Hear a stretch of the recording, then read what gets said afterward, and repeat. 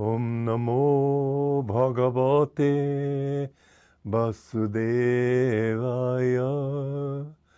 Om Namo Bhagavate Vasudevaya.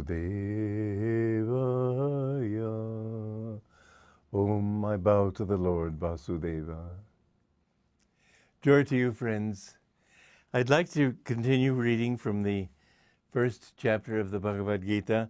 We were on the passage where where Arjuna is saying to Krishna that with the loss of religion, the women of the family, that is to say the devotee's feeling quality, may lose its coherence and descend to a chaos of confusion through emotions and so on.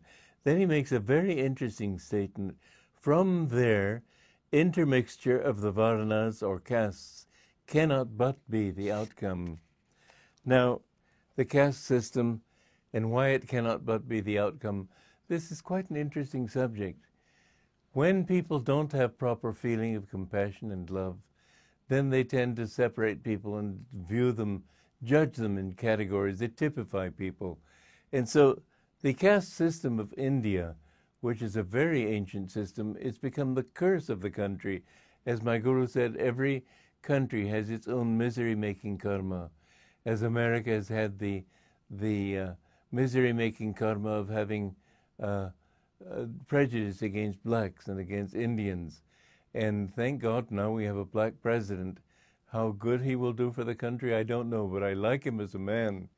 And it shows that America is beginning finally to realize that we are all equal in God. There's no difference. Color of the skin is nothing at all. I mean, if I were to paint my skin blue, would I be really blue-skinned? It's just a paint over your nature. So your color is not your true caste.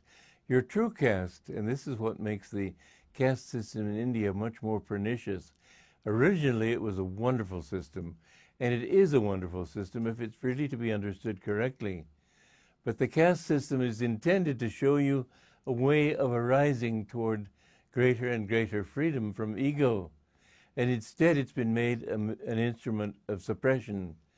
And the reason for that suppression is because the feeling quality is lasting. You think you can remove yourself and your identity from other people and think of them as less than you. And then it becomes a curse. But the caste system originally was that when the soul comes into the human body, it comes in the lower form, and its memories are more animal. And so it's thinking more in terms of its physical body, physical work. The Shudras, which are the lowest caste are usually identified as farmers and people like that. But of course, there are many saintly farmers and many highly cultured farmers, so that's not a true category. It was not a social system, really, at all. In fact, you can't, in those days, society was much more sophisticated and complex than having just farmers, merchants, warriors, and priests. But they typified this quality in human nature. The Shudra is that sort of person who thinks more with his body than with his brain. Then, as he begins to find that he has a body, has a brain, and can think intelligently, his first thought is to think about what gain for myself. So he's typified as a Vaishya, a merchant, a Paka Banya, you might say, somebody who is able to cheat anybody to get what he wants. This is the typical merchant. And the Shudra is told to try to develop his thinking. And so the step above that is somebody who uses his brain, but uses it for ego-serving purposes. Then gradually he begins to learn over many incarnations that he's happier when he shares what he has with other people than when he takes from them. He's happier when he is truthful to other people than when he's cheating them. And so gradually he develops that quality which is known as Kshatriya. A Kshatriya is typified as a warrior, but in fact, the purpose of a warrior, he's used as the symbol of this caste because he's somebody who doesn't think in terms of his own life even. His duty is, if necessary, to surrender his life for the protection of his home and family and nation.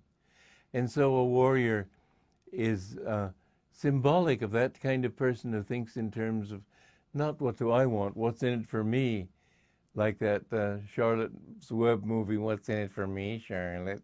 The rat, that's his sort of mantra, you might say. But somebody reaches the point of refinement in his soul where he begins to see, well, what's in it for me is that if other people are happy, I'm happier.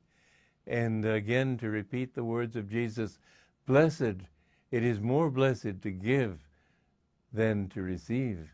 You feel more blissful when you can expand your sense of ego identity to include the well-being of others and their happiness. And when you can see other people happy, you're much happier.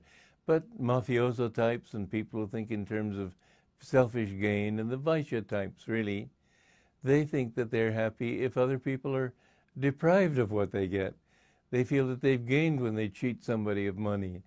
Well, that isn't so. You lose too. The law of karma is very exacting, but bit by bit you learn your lesson, and it takes perhaps a long time, and that's why it's terrible to think that God will punish you for the mistakes of one life. You're in school. You've got grades to pass through. It's going to take you time to graduate, but understand that there is an upward direction, so that and the wonderful thing about this system is that when you're thinking in terms of personal gain, if you don't have that direction, you think, well, I can get what I want this way, I can get what I want that way, I can get it through fame, I can get it through power, I can get it through excitement. All this is Vaishya consciousness. And the direction always is toward giving up the ego and thinking in terms of the well-being of others. A Kshatriya doesn't have to be a warrior. He doesn't have to be a political leader. He can be somebody in a village just living a very humble life. But if he thinks in terms of helping people, then he is a true Kshatriya. But as you help people, many people, their whole ideal is to help others to help the world by saving the trees, for example. There's so much more to do for this planet than saving the trees. They think that if they help the orphans, they're going to do a good thing, and they are doing a good thing. If they start schools, they're doing a good thing. But finally you realize that if what people are all looking for is Satchidananda, that inner bliss, then the greatest thing you can do for others is to help them to find bliss. And so you become a Brahmin. A Brahmin is somebody who thinks not just a priest who utters lots of mantras and so on. No. A Brahmin is a type of person who thinks that I want to be a channel for God so that God can use me to inspire other people. And how much more wonderful it will be for you. When you were born, everybody laughed happily and welcomed you. You yourself cried. When you die, wouldn't it be much nicer if all the other people weep to see you go, and only you are laughing because you're going up into the joy of God? This is the goal of life. Be an inspiration to other people. Whatever feeling that you have of joy, share it with other people. Whatever feeling you have of love, share it with other people. Whatever feeling you have of beauty or transcendent wisdom or anything, share what you have with people. Don't hold it under a bushel. Jesus said, don't hide your light under a bushel. Let other people know. Don't impose it on them.